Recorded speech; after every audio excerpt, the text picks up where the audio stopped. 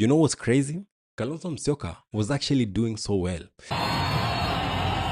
So well that some people started calling him Kalonzo the Sixth.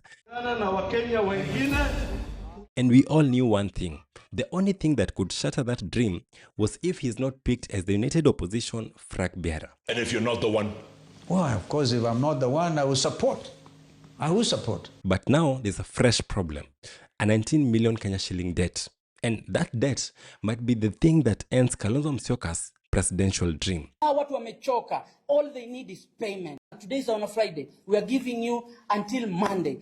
Yes, it's not Ruto, it's not Gachagua, it's not politics. Just a supplier. Whatever you did to us at the gate, chasing us away like dogs, calling us names, that was so inhuman.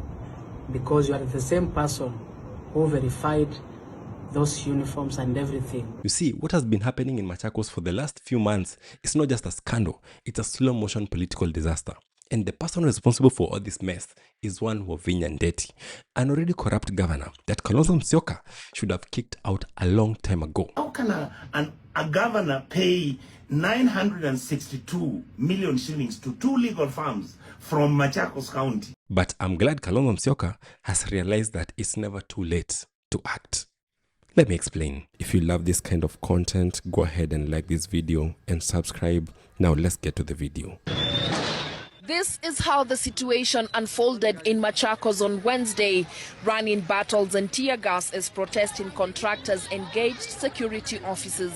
The confrontation escalated after contractors attempted to breach security and force their way into the governor's office to demand their payments. Let us rewind.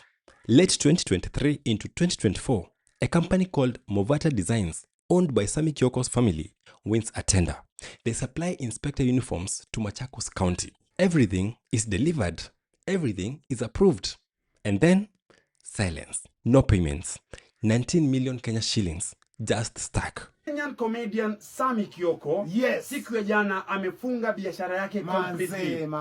Anasema kwamba anadai county government ya Machakos shilingi milioni 19. And what is the county saying? Excuses, budget issues, delays, technicalities. And here's where things started smelling funny. They claimed that Sami Kioko wasn't the official supplier. Huyu munasema mwingine, me I don't know him. I know the people who are in the CR12. Wale wenye company, wale watu wangu wameniambia ndio wenye company. Hiyo kelele mingi hata sijui ni ya nini. Classic move. Mimi nashangaa. Wengine hapa wanaume hata hawana akili. Let me tell you, I find them very stupid. Then November 2025 happens, and this is where it gets dark. Sami Kioko's sister, Maureen, the one running the company, collapses.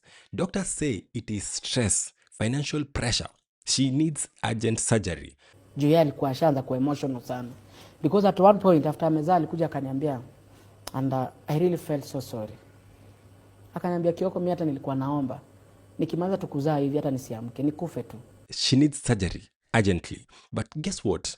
There's no money because the county hasn't paid. Now imagine this. You deliver a government contract, you do everything right, and then your family member ends up in a hospital because the government has refused to pay. Hii national government ingekuwa imenifund, huyo msichana angekuwa mgonjwa. Huyo msichana angekuwa amepelekwa hospitali. Hii national government ingekuwa imenifund, ningekuwa nimeuza gari yangu. That's when Kenyans started asking, where is Wavinya Ndeti? And more importantly, where is Kalonzo Musyoka? Kalonzo official should ask Wavinya Ndeti to pay suppliers and genuine contractors, suppliers, for it will tarnish his name. What is going on in Machakos County is shameful to wipe up as a party. Here's the thing. Kalonzo's brand has always been simple, clean, calm, scandal-free.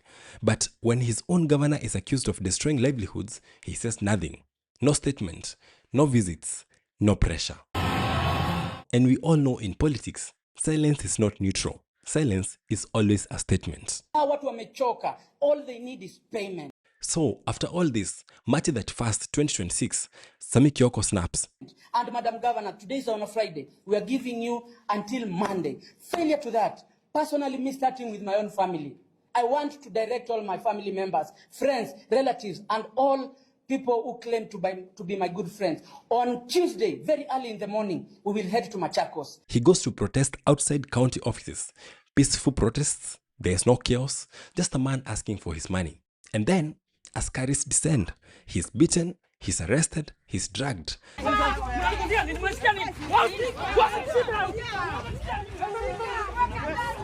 Now it's no longer a debt issue. Now it's police brutality, it is injustice, and it's power versus ordinary Kenyan.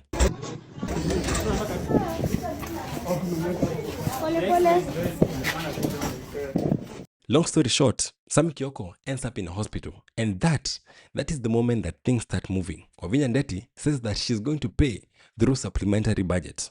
Number one, they have supplied everything. Si ati hawaja supply, iliruka mwaka, lakini hiyo mwaka iliruka wakaleta kila kitu. They have supplied everything. Yeah?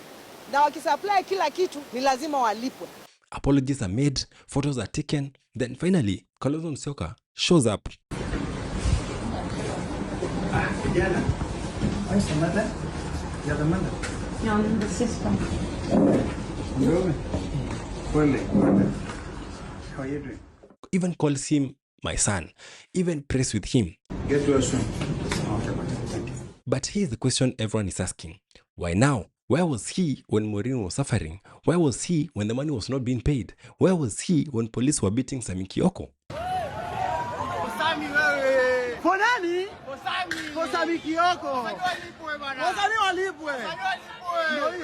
You see, this is bigger than Machakos County because Kalonzo Musyoka is not just a local leader. He wants to be president. He wants to be the president of this country. Are you going for the presidency or not? Of course I am. Yeah. By the way, in my view, it is now or never. It's as simple as that. If I don't go for it now, I'll never go for it. This scandal exposes something very dangerous. If he can fix injustices in his own backyard, if his own governor can act like this, if he only reacts when things explode, then how can he run a whole country? This is how narratives are born. And right now, the narrative is simple. No pay, no justice, no leadership. Could Kalonzo Musyoka's stone-cold silence on the Sami Kioko saga be the exact political wound that bleeds him out of contention in 2027? Personally, if I were to advise Kalonzo Musyoka, I'd tell him to do one thing and one thing alone. Distance himself completely from Wavinya Ndeti. No PR statements, no PR visits. Real action. Because right now, she's not an asset. She's a baggage.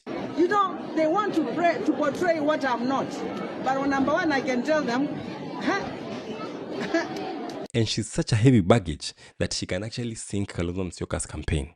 As Kenya ages closer to the next general election, the self-styled Kamba kingpin and the Wiper Democratic leader finds himself under intense scrutiny. For days, weeks even, a high-profile dispute involving his party's governor has played out in full public view, complete with arrests, beatings, street chaos, and mounting youth anger. And something I was thinking about, you see right now the ground is shifting. The youth are watching. They are saying, Fagia wote. Everyone involved in injustice must go. And don't be surprised if Sami Kioko comes back to Machakos County, runs for governor, and actually wins.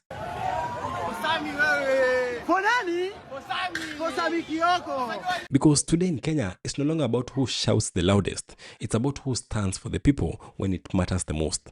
And right now, Kalonzo Musyoka has failed that test. Kalonzo watuete yeo, Kalonzo watuete yeo, masakunde utumina, nde utumina, nde utumina, nde utumina, nde utumina. The only question is, will voters forgive him, or is this the moment that Kalonzo Musyoka's presidential dream died quietly? Tell me in the comment section, and do not forget to subscribe.